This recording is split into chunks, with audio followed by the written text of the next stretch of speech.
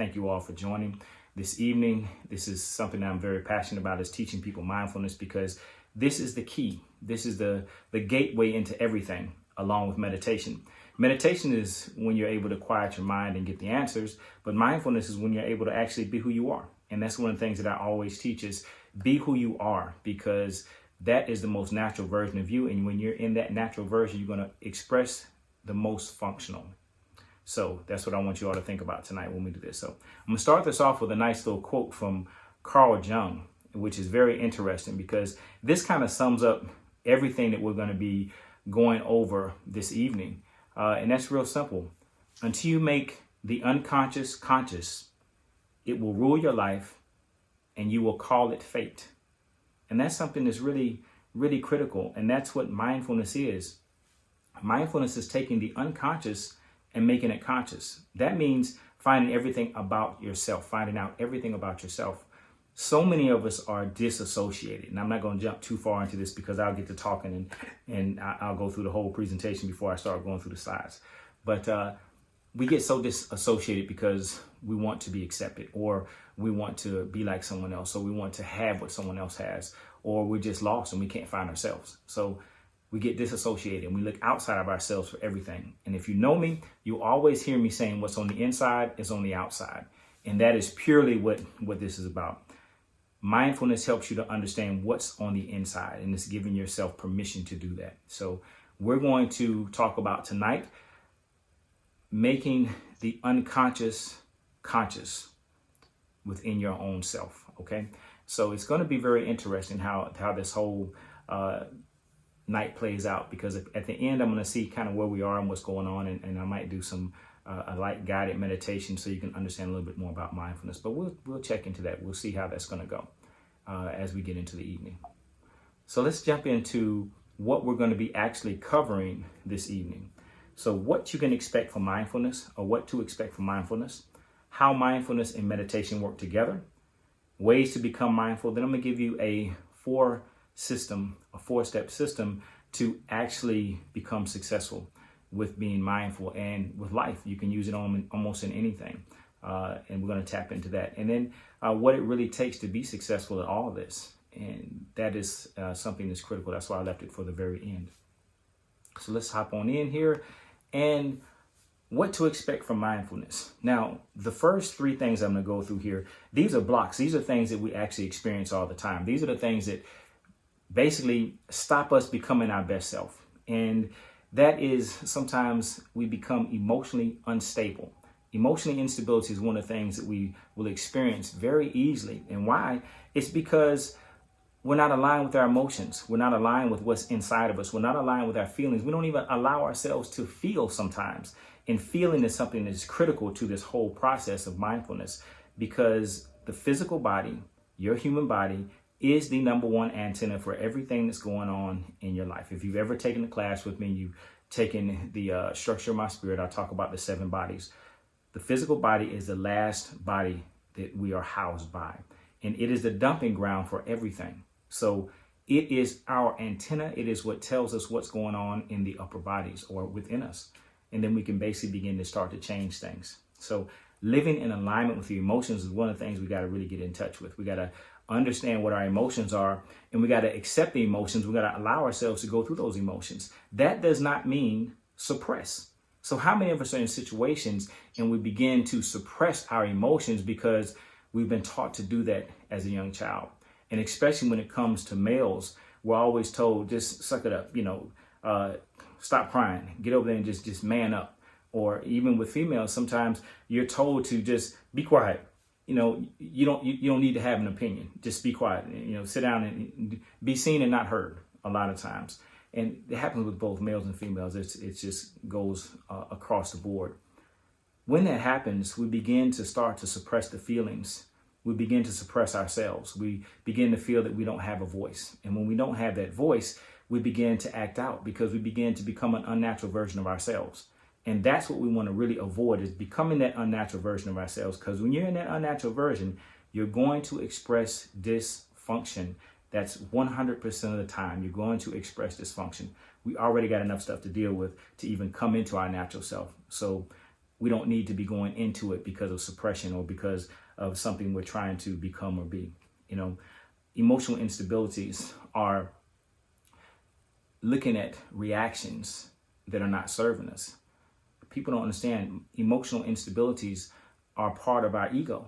And it's part of our ego because the ego is designed to help us to survive. And I'm going to tap into that a little bit later on tonight, because the ego has a very critical role in our lives and how we do things. And we have to learn how to actually use that ego so that we can make it work for us, because it has a critical job. It's to keep us alive.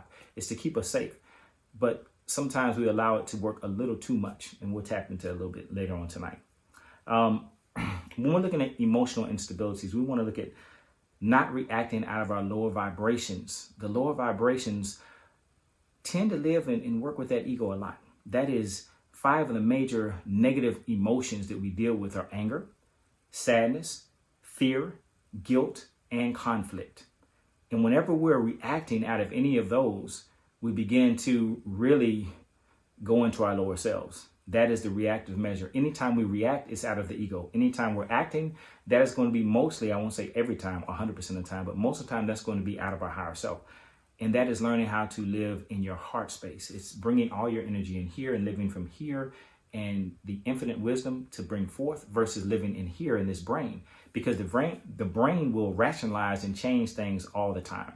And when it rationalizes and changes things, that's when we got to be really careful of what's happening, because the brain will create scenarios that aren't even there because of this little thing called possibilities, or the what ifs. Those what ifs get us so many times.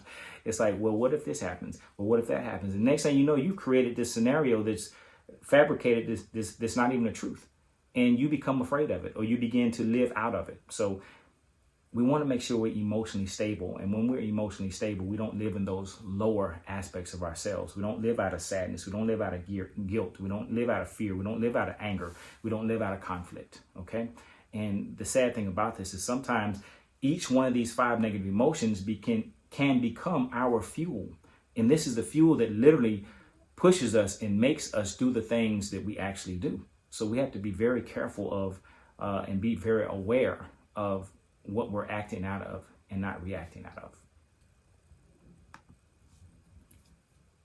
Another one of the blocks that we have that comes from that emotional instability, when it comes from being blocked, is brain fog. It's the lack of concentration. It's the inability to focus. But when we begin to tap into our higher selves, when we begin to stop reacting, we begin to get clear focus. That brain fog comes from an abundance of thoughts, and that's an abundance of thoughts. That's the what if I was just talking about. It's expectations, it's judgments that come from outside of you. And when we're being mindful, we're actually living in a present state of right now, free of all judgment. So when we begin to go into this mindfulness, we're going to begin to eliminate all those blocks, because too many of those non-serving blocks, again, are going to stop you from being able to think clearly. And those blocks can come from many different places. They can come from stress. They can come from lack of sleep. They can come from the big one, which is trying to be someone that you're not. So it's, again, expressing that non-natural self, non-natural version of ourselves, that not natural version of ourselves. And it also comes from disconnection of self. It comes from living outside of us. When I say disconnection, that means we're looking for something that's not inside of us. We're looking for solutions outside of us. We're going to classes. We're taking courses, we're gathering materials, we're taking tools, we're taking all these tools. And when we acquire these tools are the very things that we begin to depend on. And this begins to live in that cycle if we're in emotional instabilities, which basically says, keep getting more tools, keep getting more tools. You need more tools. The brain begins to think and it says you need more tools. So you get so many tools that you actually never use the tools that you have. One of the most critical things to understand is when we have tools, if we don't use them, we can't be successful. That's just pure and simple. We have to use our tools to be successful. So I want you all to think about that. When we begin to eliminate this brain fog, when we begin to create concentration and clear minds and focus, we begin to remove those things. We begin to connect to ourselves. And that's what mindfulness is fully connecting to ourselves. Another thing that happens, one of the big blocks from not being mindful and from the things that we want to transcend is removing the false image of self. That's rediscovering the authentic part of you. That's that natural version I was just talking about. And when we live in that natural version of ourselves, we begin to live with purpose. People say, hey, what is my purpose in life? I want to understand more about my purpose. What am I supposed to do here as a human being? I'm going to tell you, it's really simple. You're supposed to live life. You're supposed to enjoy life. You're supposed to be who you are. It's not about being someone else. It's about being who you are. All of us are very unique souls, and we're going to have a very different journey in this lifetime. And you got to remember that this is not your first rodeo. This is not the first time you've been here. You have been here for many, many, many thousands of years. The soul has. Now, the physical body, of course, no, it's not. This is your first kind of go around with this body. But this DNA that's in your body has been created from the previous DNA that is basically showing you how to become the best version of yourself. Now, it's up to us to become that best version. How do we do that? We do it through mindfulness. So we have to begin to really stop looking at the outside images and trying to become something that we're not, and then eventually believing that that's something that we're not. And then our life is terrible. Then we begin to suppress ourselves even more. And the more we suppress ourselves, which, by the way, suppression takes more energy than actually expression. So we need to begin to express ourselves. But when we're actually looking at the suppression, that suppression takes so much energy, and it begins to create discord in our body and dis-ease in our body. And then we begin to see illnesses. All this just comes from a simple thing of hiding from who we are.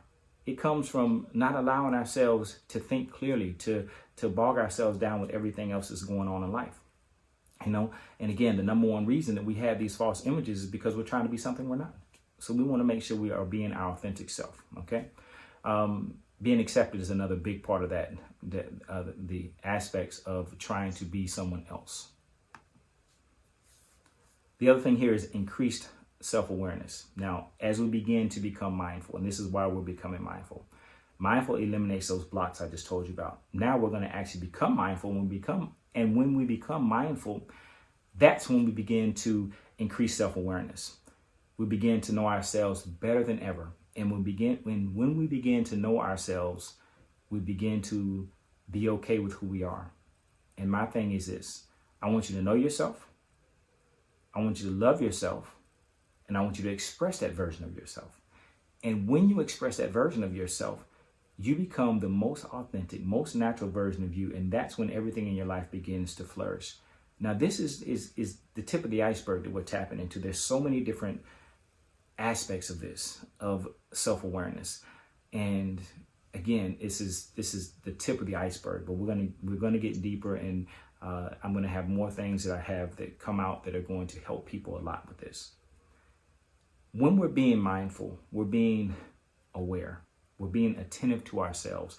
We're knowing our thoughts. We're understanding our emotions and our feelings.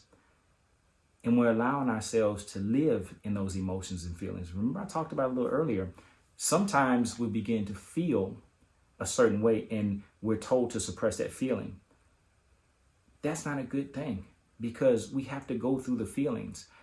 There's a shamanic breathwork practice that I use where we use 5 steps and we go through the processes so that we can actually begin to understand what we're going through. We can find the phases that we're in, and we can begin to move to the next phase. When we don't allow ourselves to feel, we become numb. When we become numb, we begin to shut ourselves off to everything in the real world. When we shut ourselves off to everything in the real world, then we become that loner. We lose that connection and we become disconnected. So we want to make sure that we're being attentive to our thoughts, our actions, and our feelings. Now, again, the feelings are very important, because when we're sensitive, we're feeling and we're able to go through things. Now, this is something we have to realize. Thoughts and emotions, feelings will create your actions. Now, your actions want to be of actions and not reactions.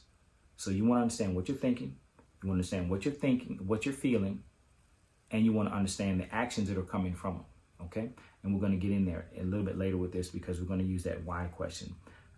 And I say why because you're living in the state of knowing when you're in that state of understanding or understanding your thoughts, understanding your feelings, understanding your emotions and your actions, then you're living in awareness. You're living in a state of knowing. Now, this is the other part about this. Just because you know how you're living doesn't mean you really have to like it.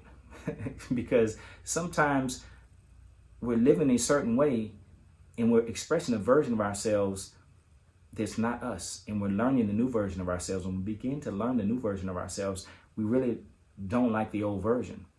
And then we begin to judge ourselves. We can't do that. We got to be okay with who we are and understand we're transitioning through that. We're transmuting that energy of the old and turning it into the new. In shamanic practice, we call that the death and then the rebirth.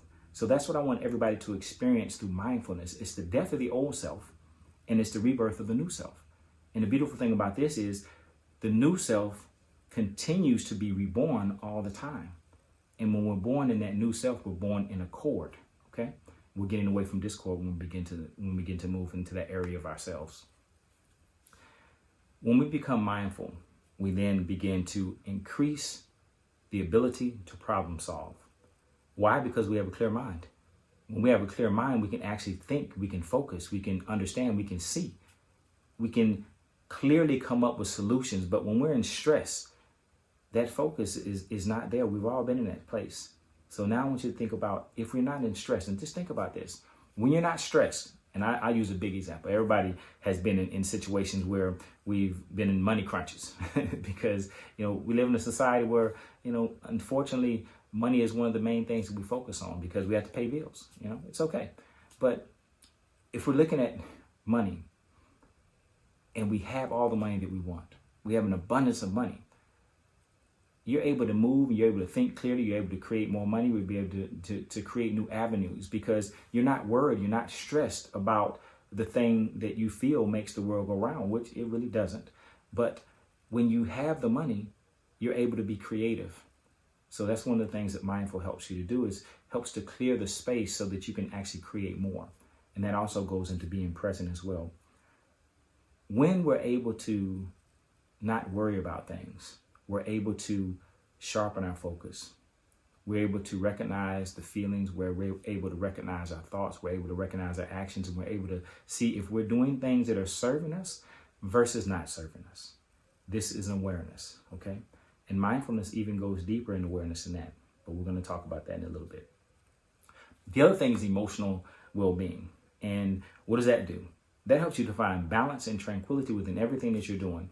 Again, when you're in balance and you don't have those stresses, you don't have those worries, you get very clear, you get very focused. You get a great understanding of what you need to do to move forward. And you start to learn how to become more abundant. And just think about this. When we're in that natural version, we're flowing with things. We're open to receive. We create space in our lives because now our brains are like, there's better possibilities. Because now our brains are thinking in a space where we're feeling and seeing a new possibility, a new way, a new horizon. And we're creating space because we're living in now and we're creating a more vibrant future. And we feel that vibrance. So this is a space where we begin to understand and learn everything that we're doing. So emotional well-being, when we're in balance emotionally, that means we're understanding our feelings that are inside and we're processing them, we're working through them. We're not just suppressing them back and saying, no, we're just going to get past this. And this is something we get with this society. It's a badge of honor. The more stuff that we can go through, the more stuff that we can endure, the stronger we are as human beings and the more glory we tend to get from our peers or from other people around us. But that's not necessarily a good thing, because what that does is begins to program you to continue to create situations that put you in a space where you have to survive, where you have to actually endure through. And we don't want to do that. We want to use that endurance for actually creating abundance versus survival. So emotional well-being, when we're in an emotionally sound space, we're actually more happy with ourselves. We're more graceful with ourselves. So that's what we want to create when we're using this mindfulness. It's a beautiful thing when we begin to tap into it. Now, let's talk about how mindfulness and meditation works together. And this is pretty cool. And this is kind of where I'm going to tap into some things I talked about earlier. Mindfulness is being aware of yourself. Shadow work, mirror work, all that stuff is great. It's perfect. But this is something that I haven't talked about before. Mindfulness is not just awareness of you, but it's awareness of every cell of your body. That means become sensitive to every part of you. One of the mindful meditations that I do helps you to understand or helps you to feel or understand what's happening inside of your body. Once you can begin to start with that little step, understanding what's happening in your body, you begin to open up.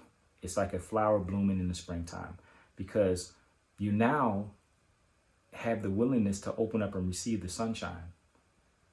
But sometimes it's a little difficult. I'm not going to sit here and say it's easy, because when we become mindful, we start to see things about ourselves that we might not like too much. And those things are the things that we need to begin to just say, okay, how do I really feel about this?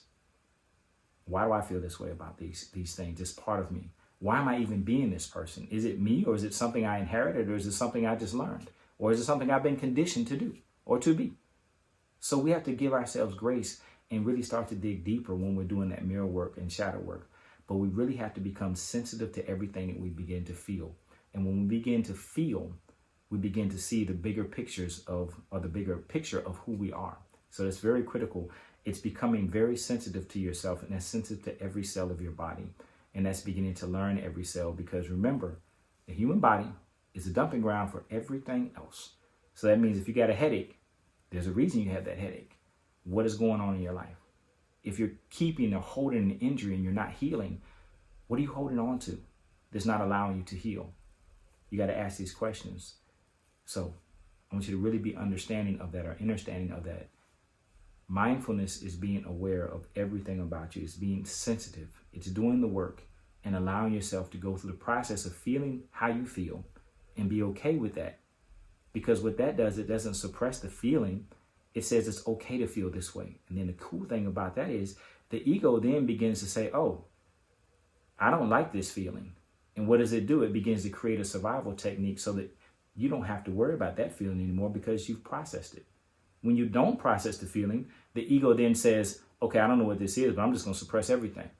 I'm going to stop everything from coming to me. Or matter of fact, I'm going to create another problem because I didn't learn the lesson from the first one. So very, very simple. We got to understand this. So that's what mindfulness does. Mindfulness makes us aware.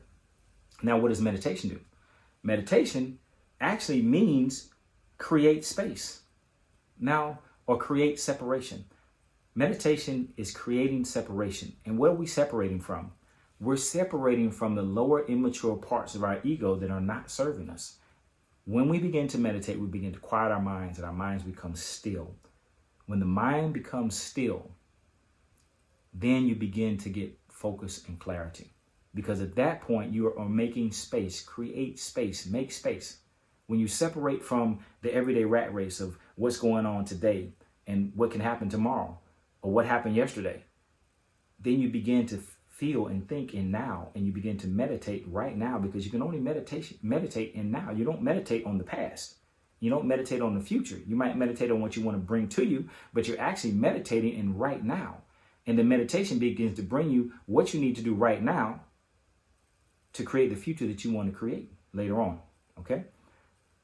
When we are mindful, we're okay with everything that we're doing. We understand ourselves. And when we meditate, we can be very clear, because we're not in a state of discord. When we're in a state of discord, it's very difficult to meditate. And you all been meditating, you say, I got that mind that's like a monkey. Everything just running in, thoughts coming in, thoughts going out. I can't stop thinking this, that, and the other. I'm fighting them and doing this, and I'm trying to stop them. I'm just going to ignore everything, and I'm going to do that. And all that is the ego. It's keeping you offline. It's keeping you disconnected from the true self. So we want to create separation from the ego so it can become and connect to the true self. Okay?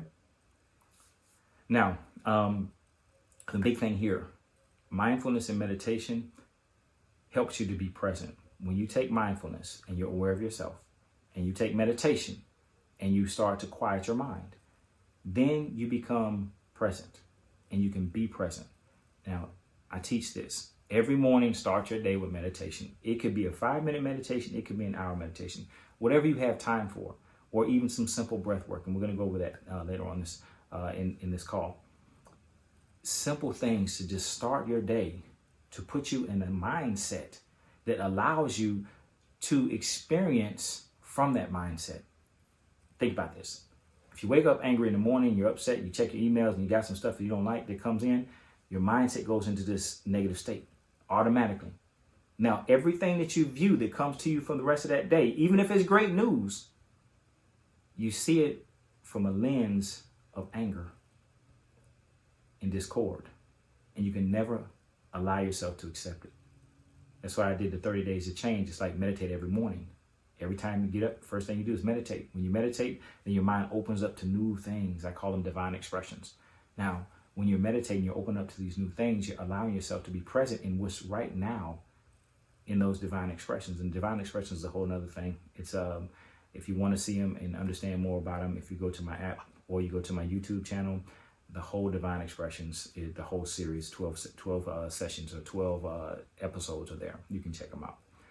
But being present, allowing yourself to be in who you are, to feel and be sensitive. Sensitive is strength. Sensitivity is strength. Be sensitive, because when you can be strong and go through those feelings that aren't comfortable, you become stronger. When you suppress them, you become weaker. Okay? And they create discord in your body. That's a quick tip for you on that. Now, 2 keys to success when we're talking about mindfulness. What do you need to become mindful? The number one thing you need is mindset, because trust me, it's going to be a roller coaster ride. You know, I'm talking about this and it's mindful is this and meditation is that, and it works together and makes you come into your natural self. Yes, it does, for sure. However, life is affected by rhythm. Okay? Tap into the 7 hermetic principles. Rhythm is one of the principles. That means everything is going to go in the ebb and flow. You're going to go on your highs, you're going to go on your lows. It's going to happen. Give yourself grace. Go through the feelings of the highs, enjoy them. Go through the feelings of the lows and enjoy them as well. Because after every low, there's going to be another high. There always is. But the thing is, if you get into a low and you start thinking low, low, low, low, you will keep going lower, lower, lower. But if you can be present right now and understand that you can just polarize yourself in a place called the higher position of the flow. If you just put your mindset or mind state into a place where you remember a time when you were in flow, and then you're understanding that you're going to get back there. And right now in the ebb, it's a time for rest, but a whole nother topic. I'm not going to jump into that too far. Mindset. All right. We have to have the mindset. It's critical. Mindset is everything. And now, like I said, you're going to have the ebbs and flows. You're going to have the rhythm of life. Now, what happens when you get in that low rhythm of life? That's when you have an accountability partner. That's when you have a coach. That's when you have a family. That's when you have your tribe. If you don't have those things, it's going to get difficult. Because if we leave ourselves to our own vices and devices, we will go down a rabbit hole that we don't want to go down. So mindset is this: open your heart, reach out to people. You know that I'm going to do it on my own. I can do it by myself. We're human beings. We weren't meant to do it by ourselves. You ever seen anybody procreate by themselves? Heck no. It's impossible. To create new things, we need pairs. We need partners. We need family. We need group. Okay? So just remember that. Mindset is critical. When your mindset is in a place where you're going to be successful and people work with you and help you and they push you to be more successful, and you want people that are going to challenge you and say, hey, why are you doing this? Is that in your best interest? Is that serving you? Because these are the people that are your friends. You don't want yes people in your life all the time, because those yes people are going to tell you yes when you actually should be hearing a no. And so you want to be fully aware. And again, that's part of mindfulness. All this is in mindfulness. It's going to tell you who you need to be around, and who needs to be in your family, who needs to be part of your soul tribe. It's going to tell you who your partner needs to be. And the first partner, the most critical partner that you have, is yourself. And if you can't build that relationship with self, you will never build another relationship with another person. So just remember that. The next thing about being successful outside of mindset again is everything. Mindset is you have to have the volition and desire to get it done and have family to help you. The next thing is ask why. What am I doing this for? Why am I doing this? Why am I in this space? Why do I feel this way? Because when you start to ask those questions, you start to realize, why do I feel this way? And keep asking yourself why or what until you get the answer. Because it's real easy for the ego to jump in and say, no, it's their fault. And every time you point that finger one direction, you got 3 more pointing right back at you. Remember that. A coach told me that years ago. He's like, when you point that finger, you got 3 more pointing right back at you. So take some responsibility. That's key. Ask why. Take responsibility. All right. One of the key things, again, is to understand why you're feeling certain ways, because sometimes the way you feel has been conditioned, or the way you feel has been passed down through heredity. You inherited it. And that's when you got to ask yourself, is this mine? Or is this from my parents? Or is this mine? Is this my parents? Is this my kids? Is this my partner? Is this my family? Is it my friends? Whose energy is this? You know, and I'm gonna tell you a quick story, real quick. You know, when I'm in sessions working with people, I start to feel these energies coming up, and it's like, if I'm not mindful of myself, I might mistake those energies for mine. Because as I work on people, again, that sensitivity, you begin to move into the auric field of someone else. And when you move into their auric field, you begin to feel the sensitivities that they have. You begin to feel their feelings. You begin to see their thought processes. And then they become so strong sometimes that if you're not straight on your square and your column and grounded, you might just think they're yours. And when you finish working on somebody, you might leave out and say, man, why am I feeling this way? And you begin to continue to feel that way, because now you're putting energy into the feelings, not realizing it's not yours. I'm a healer. I do this every day. You guys are natural healers as well. So what do you think is happening with you all when you embody someone else's problems? Well, I'll put the shield up in a minute. No. That's not mine. I'm not owning that. I'll help you go through the feelings and the process of getting through this. But no, that's yours. And one of the other things we got to look at is us as people and helpers and healers. Some of us are, some of us are not. We love to help people. We love to be the savior, okay? And this is the reason we got to ask why. Why am I saving people? Again, this is all part of mindfulness. These are questions you got to ask. Why am I saving people? Why am I looking to be saved?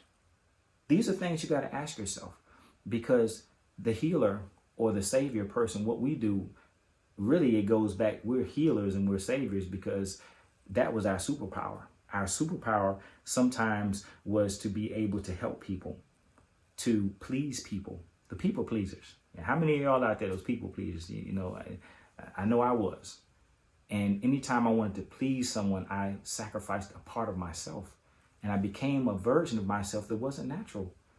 And I'm doing it because that was my superpower as a younger person, as a younger man. I could help save everybody. But every time I helped save each person that was around me, I diminished myself a little bit. And then, you know, long story short, when I turned around, when I needed saving, nobody was there. So you got to remember, save yourself first. Then you can help people to save themselves, and you're saving them. We can't save them. All that to say, when we're a people pleaser, when we're a savior for someone, we actually want to have control. Now, something we got to really look at. Why are we doing these things? A lot of times it's because we want to be in control. Now, when we're in control of somebody, or in control of a situation, or helping someone, or saving someone, or people pleasing, what we're doing is a cardinal sin. We are taking the experience from the soul that is supposed to experience it.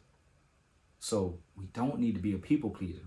We need to be someone that allows or to help our people, our friends, process their emotions, go through their emotions, heal through their emotions, because guess what? Now that ego begins to learn, oh, I don't like this feeling, and I've processed this feeling. So what does the ego do? It learns to stop you from doing those things again. Wow, we just empower the ego. Look at that. So the ego has a powerful part of our life. It plays a powerful part in our life. And we have to literally sit back and look at things. But we got to ask why.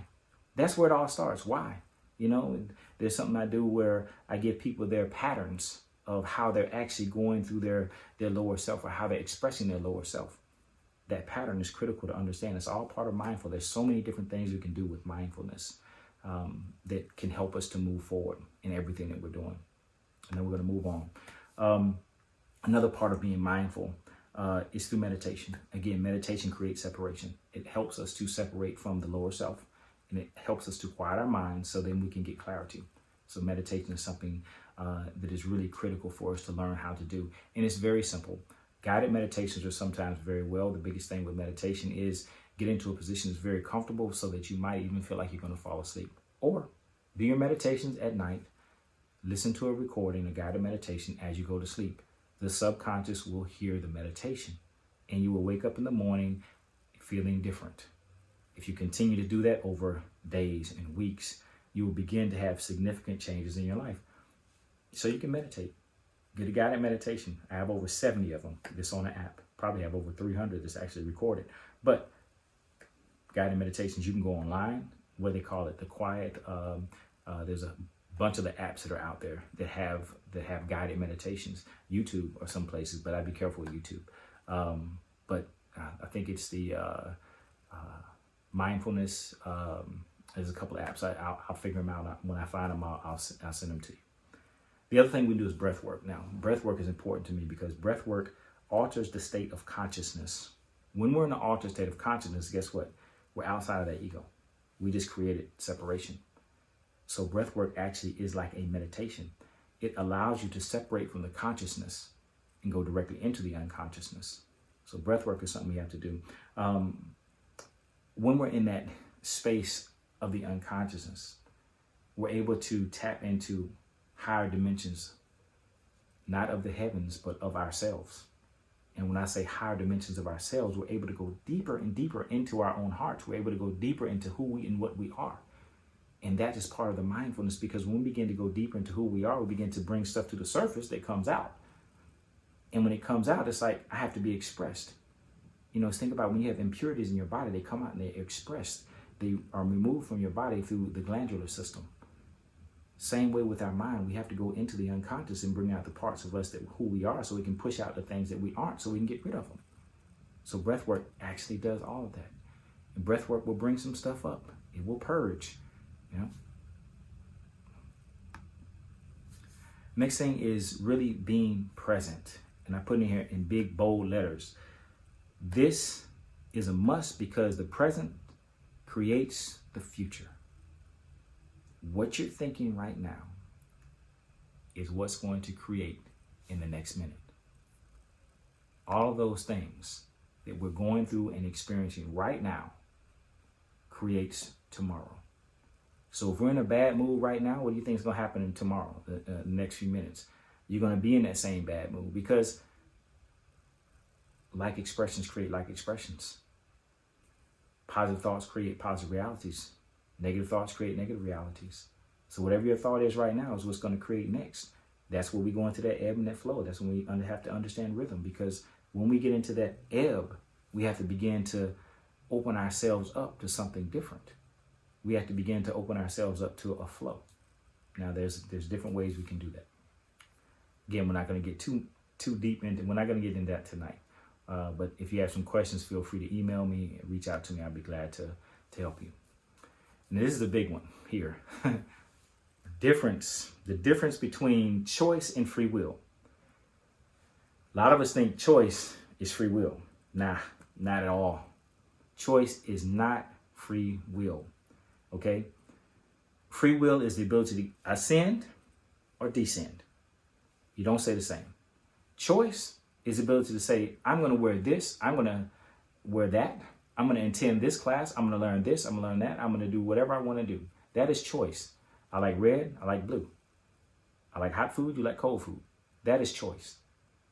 Free will is not that. Okay? Choice is deciding what you want to do.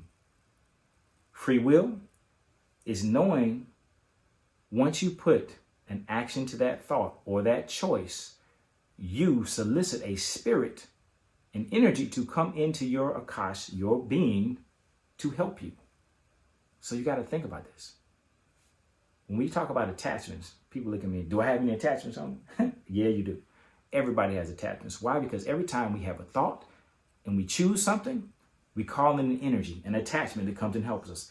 There are more spiritual energies out there than there are human beings, and there will ever be in human beings. There's an infinite number of spirits, because when spirits transition, they go into the ethers. They transition and they stay alive. The souls stay alive, and there's spirits that are just waiting for us to ask for help. It's just like your angels, your archangels. We call upon them, they help us. But see, we're so picky and we say, okay, I got to call on this archangel for this and that archangel for that. Okay, yeah, that's true. You can do that. But when you make a choice to say, I want to call upon something or I want to experience something, you just called in a spirit to help you. And those spirits are going to act. You have to be the one to let those spirits go. Okay? So we have to understand, I want you to really understand mindfulness. When it comes to mindfulness, understanding free will is critical, because when you use your free will, you are calling in a spirit to help you. You want to make sure you're calling in the spirits that you want to help you, and not those spirits that are going to try to use you. Okay? Another thing is grace. When we give ourselves grace, and that's all part of that going through the feeling process. When we give ourselves grace, we allow ourselves to self-heal, because now we're actually the ones giving permission to be sensitive, to feel, to go through what we're going through. We're allowing ourselves to have an experience in its totality versus the beginning of the experience, and we get to a point where we don't like it, and then we decide we want to turn and run from it, and we decide to suppress it.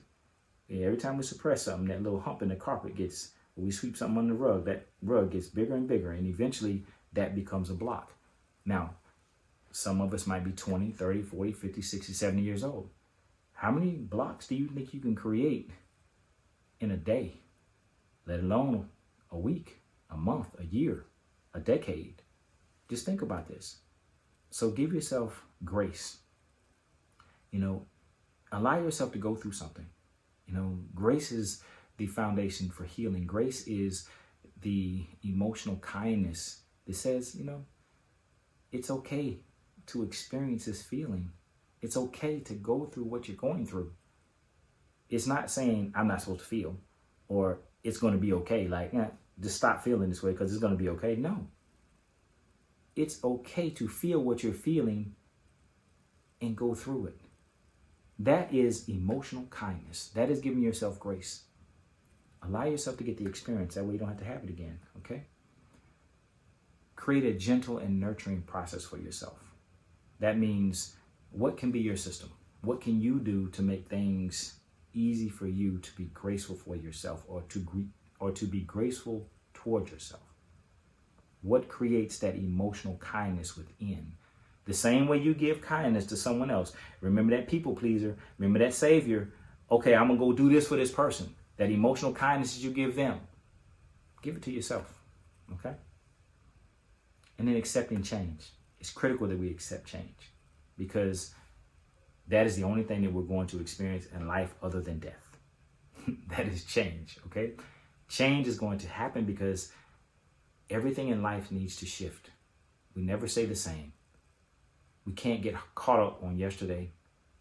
We can't get caught up on now, because now is only now. And now will create the future, but we can't be caught up on it. Because now, in this second, I'm saying this, but a second's passed. That's gone. So be present and right now. Accept change, okay? Because that's the only thing that's going to go through our lives. Change helps us to pivot in situations. When things come up in our lives and, okay, we need to make an adjustment. When I played football, we used to be at the line. We see a certain split and we're about to come off the ball, and either we're going to start going for a run, but all of a sudden we see the line change. The splits change. I know I'm probably talking over some people's heads, but just bear with me. What happens is we get a pre-snap read. We see what's coming at us and we call either run or pass. This is what you have to do in life. Get a pre-snap read from what you see coming at you. Is it run or is it pass? And then keep watching, because as soon as that quarterback steps under that center, he could audible. Audible means he changed, because whatever we had defense was going to stop what they were going to do on offense. When they audible, then we audible. Now it's like, oh, run, now it's pass. We just moved. We just changed. We shifted. Now we have to change our whole mindset. It happens in a lot of different athletic sports, but it happens in life every day to every person. We have to be able to pivot when something comes up. Okay? When we're able to pivot, we're able to actually grow through adversity. That means if something changes in front of us, it's okay. Doesn't make a difference, because we got something for that. But remember, what's on the inside is on the outside. So whatever you created that you have to change with, it's your responsibility. And I'm going to say that again. Whatever you have to change from is what you created. It came from the inside of you. Now it's appearing on the outside. And as it's appearing on the outside, now you have to shift on the inside to make a change for it. Now create something different. So this is all part of being mindful. Many different aspects of it, many different, but you guys can do it. It's not hard. It's very easy. It just takes practice. You hear me say that a lot too. Practice, practice, practice. It's because everything that we get, all the tools that we have to use them to practice. The only way you become a master at something is by actually practicing it. Okay? Now, here is a 4-step system for you for success. Now, it's really simple. It's about being mindful and awareness. It's about polarization or polarizing. It's about being present and then keeping the eyes on the prize. Now, part of this we're going to say is, well, the one part here, part 2, polarizing. Polarizing is only necessary when we need to make a shift in something that we don't want to experience or something that we want to change in our lives. It's not necessary to polarize something that's going great and phenomenal in our lives, something that is divine in our lives. We don't have to change that. We don't have to polarize it. We want to stay in the present on it. We want to be mindful of it. And then we want to keep the end game in mind, because although we're not thinking about the end game, we are aware of what we want to do. And the end game does not need to be a picture or a lifestyle or something that is concrete. The end game could be your feeling. What do you want to feel every day? We'll go back to that sensitivity now, because sensitivity means we can feel. So we have to be sensitive to be able to feel, and we have to understand what we want to feel by being sensitive. I know it's kind of backwards and forward, I know. But we have to be sensitive and we have to be able to feel. That allows us to stay in the present, okay? And that allows us to keep the end game in mind, because the feeling, some of us don't know what we really want, but I can tell you this, you know what you do want to feel, or better yet, you know what you don't want to feel. Now, if you know what you don't want to feel, do not focus on that. Polarize that to what you do want to feel and focus on that. That will be your end game. That will keep you in the present, and that keeps you mindful, and that will create that reality. It's very simple, very simple. So it's being mindful, all the things that I talked about, the different ways to be mindful. Be mindful, be aware of yourself, be sensitive to every cell in your body, be nurturing to it, be kind to it, give yourself grace. When you do this, you begin to open up and unfold, and you begin to see what's there. Now, if you see what's there and you don't like it, think of the exact opposite. That's what polarization is. Polarize means look at the opposite. Everything has a pole, positive and negative. If you're in a part that you don't want to experience, shift to the opposite of it. You're on the same vibrational frequency, so it's very easy to change. Love to hate. You ever seen people go from love to hate switching real fast? Well, that's because it's on the same vibrational frequency. They're opposites. So you can switch to them back and forth really easy. So I want you to all think about what you want, polarize it, and go into that if you have to. If you don't have to polarize, if you're happy and you're feeling joy where you are, continue to be present in that, and that will continue to create. When rhythm comes, polarize it. Okay? Real simple. Keep your eyes on what you want to experience. That is the critical thing that you really want to really understand, is how you want to feel. Now, again, what do you want to, or how we have to be successful in this? Because this is really, really critical. And again, I want to finish with this, because we have to have that mindset, that volition. Volition is willpower, okay? We have to be able to endure and go through the feelings that are uncomfortable. You have to be able to go through those mindsets where we say, I don't feel like doing this today. I'm going to be lazy. I don't want to do it. You got to go through that. You got to have willpower. You got to have courage. You got to have strength. With those things, you can begin to create everything that you want to create, but it takes action. It takes you to move forward, because things are going to get tough. Trust me.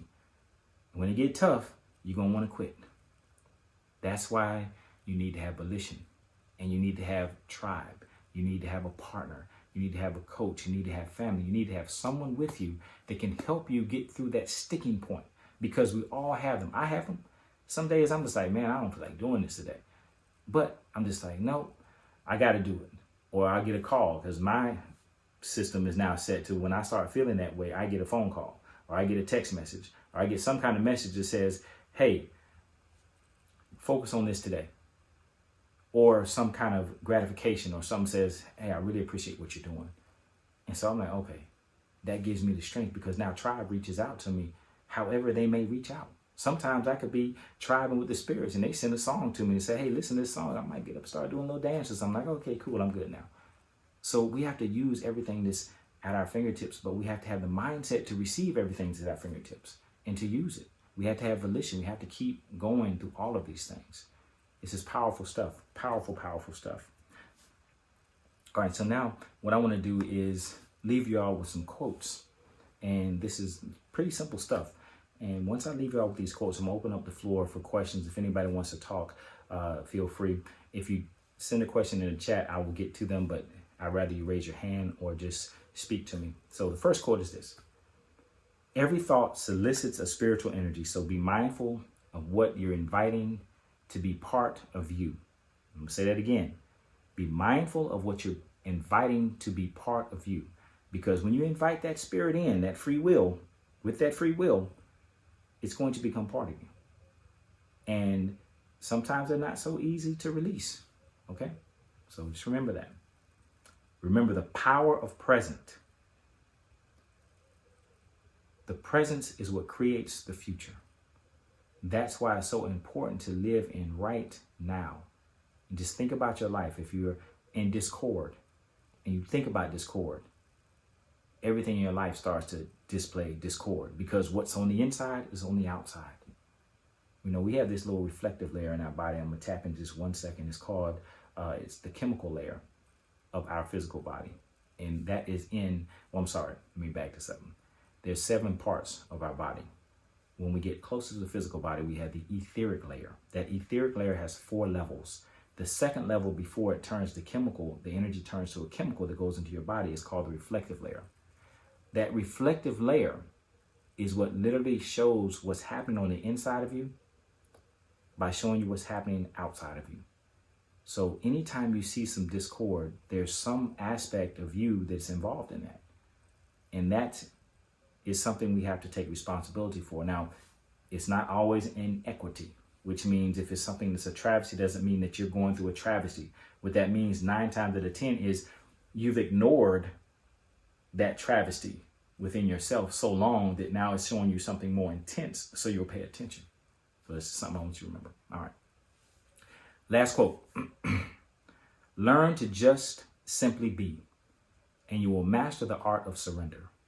That's something that's critical. As people talk about surrender, what does surrender means? What does surrender mean? Surrender means letting go. Surrender means I am going to be present in the moment, and I'm not going to worry about the future. I'm going to surrender to myself, and I'm not going to judge myself, okay? Because that's a big part of not surrendering. It comes from judgment, self-judgment. So I want you all to remember those things. I'm going to read them again. Every thought solicits a spiritual energy, so be mindful of what you're inviting to be part of you. The power of present. The present is what creates the future. Learn to just simply be, and you will master the art of surrender. These are 3 very, very, very simple quotes that I want you to think about.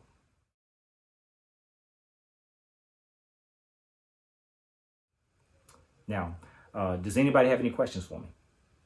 Feel free, the floor is open. Anybody can speak and talk at any time.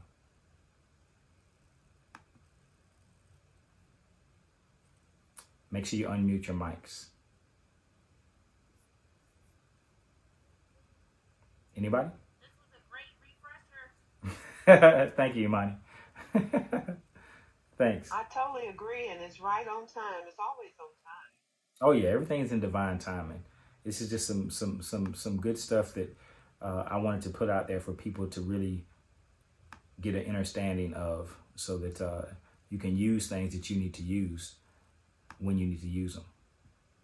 So I appreciate you all for joining tonight.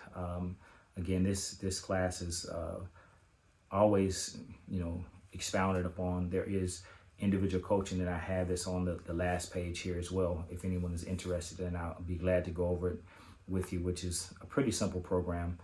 there's two things. There's a one-on-one program, which is the same as the group coaching, except you're just doing one-on-one coaching. And that's a 6-week program for $11.99.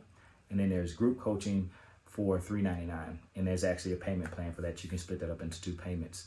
But the classes will be meeting on Tuesday nights at 8 p.m. or 7 p.m. rather.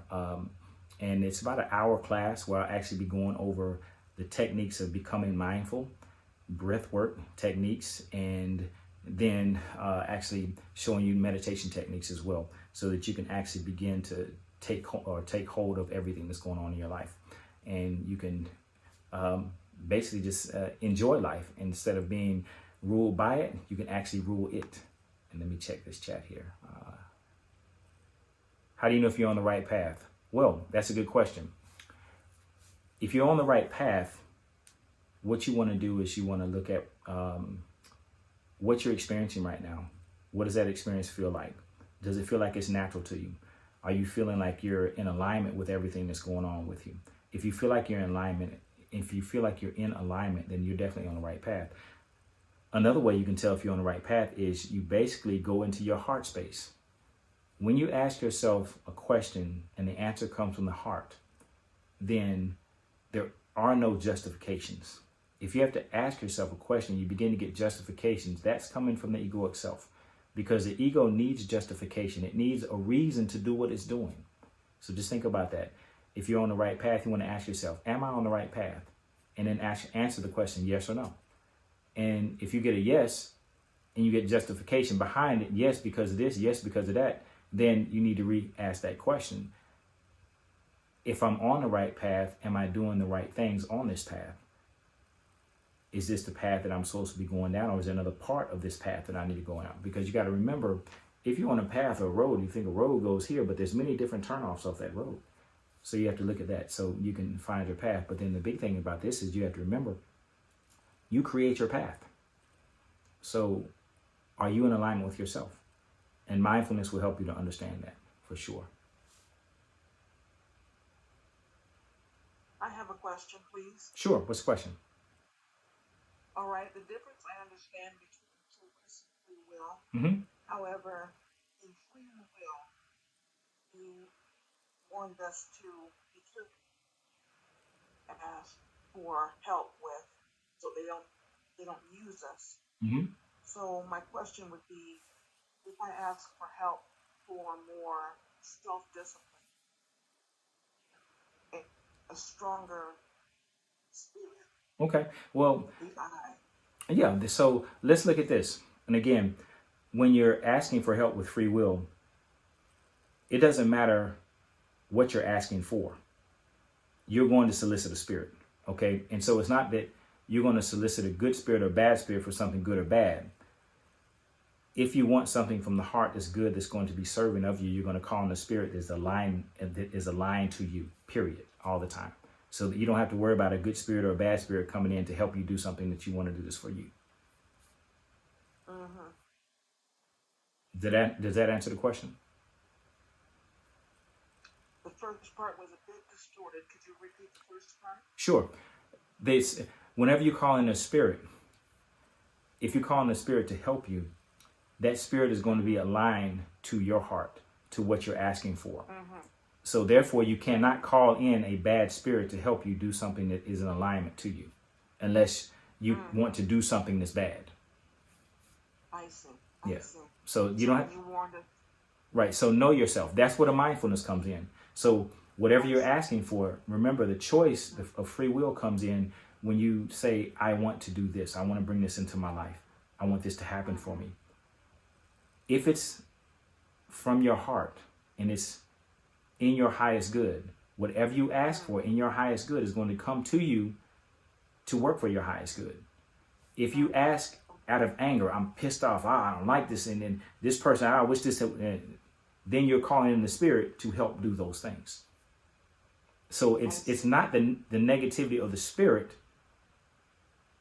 it's the negativity or the positivity of yourself. Because whatever you're calling and whatever energy you're calling in, that's coming in with it. Mm-hmm. So you're in charge all the time. Asking with pure intentions. That's it, pure intentions.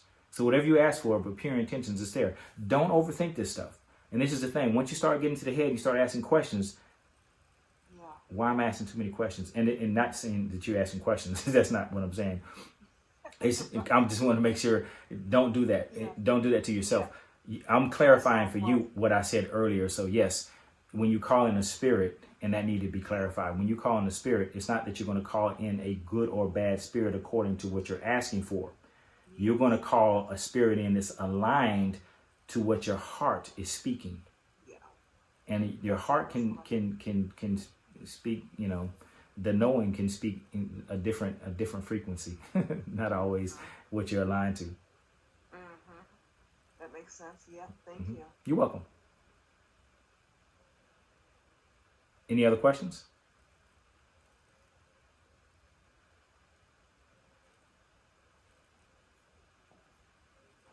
Did we answer the question about how do you know it's the right path? Yeah, the right path is you ask yourself why. Whatever path you're on, ask yourself why I'm on this path. That's the first thing that you want to do. You know you're on the right path when it comes to your heart. If your heart is saying this is what I need to be doing, there is no justification for the path. If it begins to have justification for the path, then you have to ask, is this the right path? Justification is the main way that you know if you're on the right path. But then the last part that I said is, remember, you're creating your path. And now I don't want to throw this in here because this is the monkey wrench. But I'm going to do it anyway. There is no wrong path. This is how shaman think. There is no wrong path. Whatever path you choose that takes you down, if it takes you down a railroad that you don't really want to be on, then that's an experience your soul had to have. And that's what we got to be. That's what we have to be understanding and give ourselves grace, because it's unfortunate, but that's how the soul works. Because if you didn't go down that path and get that experience in this lifetime, you would get it in another lifetime. So there is no real wrong path. And, right or wrong is completely indicative to the consciousness which beholds it.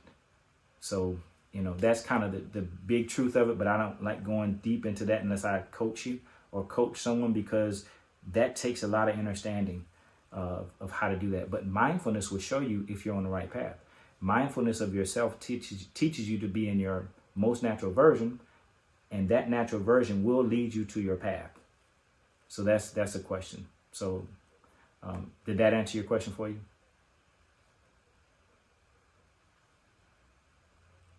Yes. Thank you for repeating it. Okay, no problem.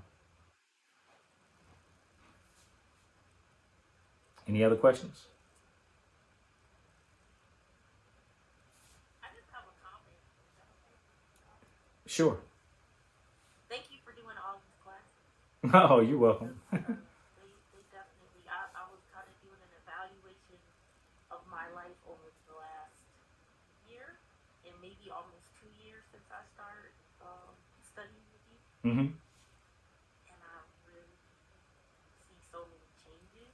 And I've asked people who know me what their observation Mm-hmm. of my growth and change has been. And everything that you went over tonight, I think it hits different. Like pre-shaman rock classes and post-shaman rock classes. Understanding of myself Mm-hmm. and the piece that you said about becoming the master of like how you create your life, how you experience your life. Right, yeah. Yeah. That inner self and mindfulness. Mm-hmm. It's really real. If you stick with it, amazing things happen. Definitely. I just wanted to have a gratitude moment and say thank you. Well, thank you. Appreciate that. For sure. All right. Any other questions for me? I have one question. Yeah, go ahead. This is Tanika. I would like to know, with your group coaching, do you have a specific start date, or is it ongoing? There's a specific start date. Good question. I will start it next Tuesday at 7 p.m. Next Tuesday at 7 p.m. Yep. Okay. Next Tuesday. Okay. Next Tuesday. And if anybody's interested, just shoot me an email. I'll type my email in the chat right quick. Or actually, you'll have my email when I send this presentation out. And I'm going to edit this video and send it out probably in the morning. But just send me something if you're interested in doing it, and I'll be glad to put you into the class for sure. And I want to say too, thank you for offering this free masterclass. You're welcome. As well. Thank you. Thank you for attending. I hope you all got something good out of it. It's just really simple, to the point mindfulness and meditation, and it gets a lot deeper. But that takes some time to get into with the techniques.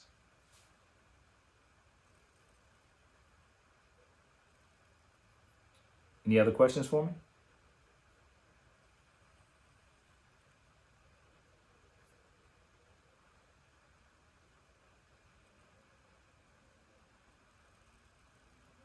All right, so you all want to do a quick little breath work thing real quick? Yep. So I'll teach you all the simple technique. This is a technique. It's very easy. We're going to do two different breathing styles. We're going to breathe just normal, and then we're going to go into a breath and hold and then release. Now, and then we'll go back into normal breathing.